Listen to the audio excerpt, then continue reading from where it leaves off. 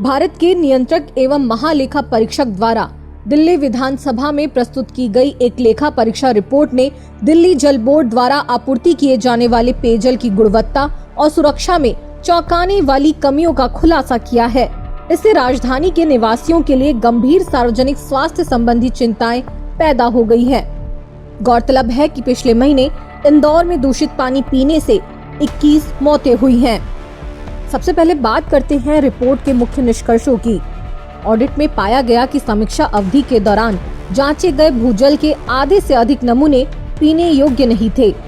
कुल 16,234 नमूनों में से 8,933 यानी 55% पीने योग्य पानी के मानकों को पूरा करने में विफल रहे। विभिन्न वर्षों में विफल नमूनों का अनुपात 49 से 63% के बीच रहा।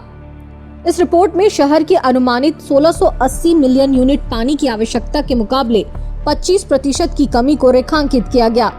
साथ ही इस बात पर प्रकाश डाला गया कि डीजेबी की प्रयोगशालाओं में कर्मचारियों और उपकरणों की कमी के कारण पानी की गुणवत्ता का परीक्षण घोर अपर्याप्त था। परीक्षण भारतीय मानक ब्यूरो के मानदंडों के अनुरूप नहीं किया गया था, जिसके कारण आपूर्ति किए गए पानी की गुणवत्ता का अधिकांश भाग अज्ञात रह गया। सीएजी ने चेतावनी दी है कि जिन क्षेत्रों से भूजल के नमूने अनुपयुक्त पाए गए हैं, वहां से भूजल की आपूर्ति करने से उपभोक्ताओं के स्वास्थ्य को गंभीर खतरा है। इससे भी अधिक चिंताजनक बात यह थी कि 5 साल की लेखा परीक्षा अवधि के दौरान बोरवेल और कुओं से प्रतिदिन 80 से 90 मिलियन गैलन कच्चा अनुपचारित पानी सीधे जलाशयों में और कुछ मामलों में उपभोक्ताओं को भी आपूर्ति किया गया। उपचार संयंत्रों, जलाशयों और बोरवेलों में प्रवाह मीटरों की अनुपस्थिति ने निगरानी को और भी कमजोर कर दिया, जिससे अधिकारी उपचारित या आपूर्ति किए जा रहे पानी की गुणवत्ता या मात्रा को मापने में असमर्थ रहे।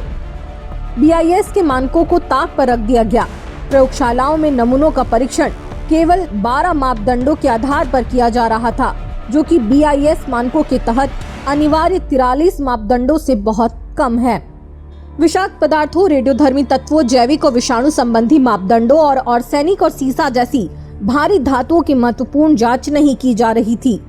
ऑडिट में यह भी पाया गया कि स्पष्ट प्रतिबंधों के बावजूद निजी तौर पर संचालित जल उपचार और पुनर्चक्रण संयंत्रों में प्रतिबंधित कैंसरकारी पॉली इलेक्ट्रोलाइट्स का उपयोग जारी था। सीएजी ने चेतावनी दी कि पीने के पानी में रेडियोधर्मी पदार्थों और भारी धातुओं की उपस्थिति घातक हो सकती है, जिससे अंगों को नुकसान, एनीमिया और कैंसर हो सकता है। व्यापक परीक्षण न करने से निवासियों को गंभीर दीर्घकालिक स्वास्थ्य परिणामों का सामना करना पड़ सकता है। इसके जवाब में जन स्वास्थ्य अभियान इंडिया इन्होंने तत्काल सुधारात्मक कार्रवाई की मांग की है। जेएसएआई के मित्रा रंजन और ऋतु प्रिया ने दिल्ली सरकार, डीजेबी और नियामक प्राधिकरणों से अनुरोध किया है कि अनुपचारित भूजल की आपूर्ति तुरंत रोकी जाए, बीआईएस मानकों का पूर्ण अनुपालन सुनिश्चित किया जाए, परीक्षण प्रयोगशालाओं को उन्नत बनाया जाए और उनमें पर्याप्त कर्मचारियों की नियुक्ति की जाए। सभी स्वास्थ्य संबंधी महत्वपूर्ण मापदंडों के लिए हर 15 दिन में व्यापक परीक्षण किया जाए। उन्होंने अधिकारियों से पारदर्शिता के लिए जल गुणवत्ता से संबंधित सभी आंकड़े सार्वजनिक करने और जन स्वास्थ्य सुरक्षा उपायों की लंबे समय से चली आ रही उपेक्षा के लिए जवाबदेही तय करने का भी आग्रह किया है।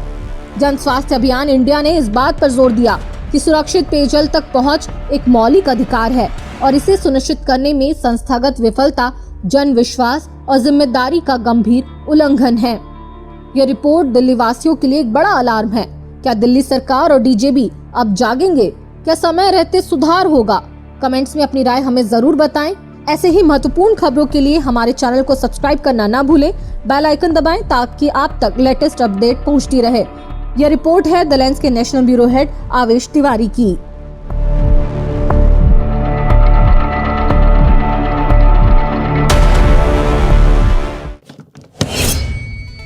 देश दुनिया की रखी खबर हर रोज हर शाम कानो कान सुनते रहें द लेंस पॉडकास्ट। रहे अपडेट लेंस के साथ।